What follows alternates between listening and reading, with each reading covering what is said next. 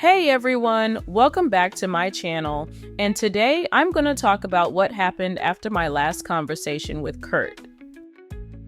Alright guys, so after that hug, I knew something had to change, and not in a good way. It's like my body, soul, and my spirit was at war. Like seriously, guys, have you ever been in a place where you know what's right, but somehow your emotions are like, but what if?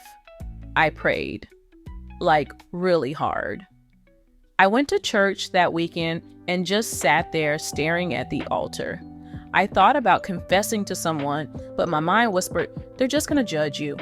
So I did what I thought was best. I kept quiet.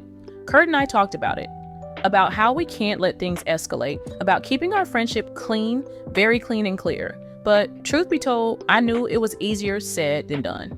And then, as if the devil himself sensed my weakness, distractions started coming from all directions. Like really guys, distractions ton up, as how we would say in Jamaican terms. At school, I started noticing things I never used to. That guy in my class who always had something flirty to say. Then the random text from another guy in a different class trying to check in on me. And even my male professor's compliments started to feel like way too much. Shoyan, you have a sharp mind. You should consider doing your master's right after your degree, my professor said one day. But it was the way he said it, his eyes lingering just a second too long. I shook it off. Maybe I was imagining things. But then there was Javed, this smooth-talking guy from my class who I knew had a reputation for being a ladies' man. He was the type to make a girl feel special, even if he told 5 other girls the same thing. So, how does a beautiful woman like you stay single? He asked, leaning on my desk.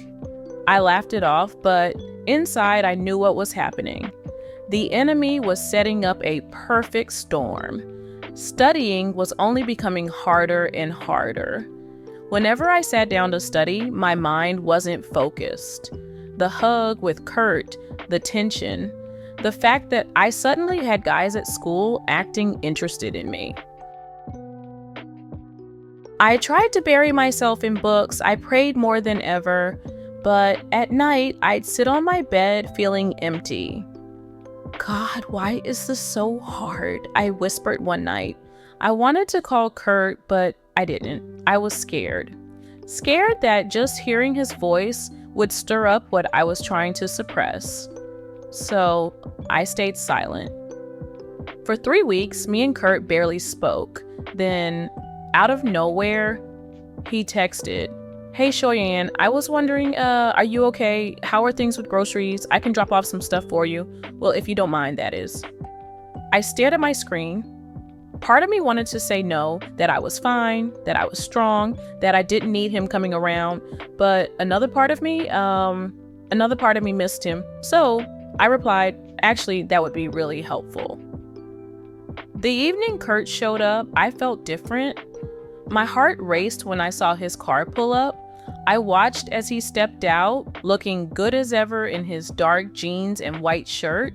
And the way he smiled at me, like he was genuinely happy to see me, messed me up.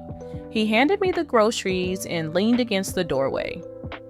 "You holding up all right?" he asked. I wanted to say yes, but I wasn't, so instead I just sighed. I let him inside. We sat at my little dining table as I packed away the food, and that's when I told him everything. How my parents still weren't giving me the kind of support I needed, how they dodged my questions about relationships, how my mother told me to just fast and pray instead of actually guiding me through my feelings, how I felt confused, tempted, and exhausted from trying to figure it all out alone. He listened, and not just listened, but really listened. Then he said something that shocked me. I get it, Shoyan, I really do. And I don't want you to feel like you have to figure it out alone. But maybe we should take a break from seeing each other so much. My heart stopped. Wait, what? I blinked. You mean like not talk? Not like that, he said, rubbing the back of his neck. I see what's happening. And I don't want to be the reason you feel pulled in two directions. I respect you too much for that. I didn't know whether to be hurt or relieved, but at that moment I realized something. Kurt was different. Most guys would have taken advantage of the connection we had, but he was willing to step back to protect my heart. That night, I lay in bed staring at the ceiling. I thought about the hug, the almost kiss, the fact that for the first time in a long time, I felt like someone actually cared about me beyond just attraction. And now we were going to put some space between us. God, I whispered, is this what it means to do things your way? Because if it is, it's hard. I felt tears roll down my face, but at the same time, I felt peace. And that's when I knew the next part of my journey, it was going to test me more than ever.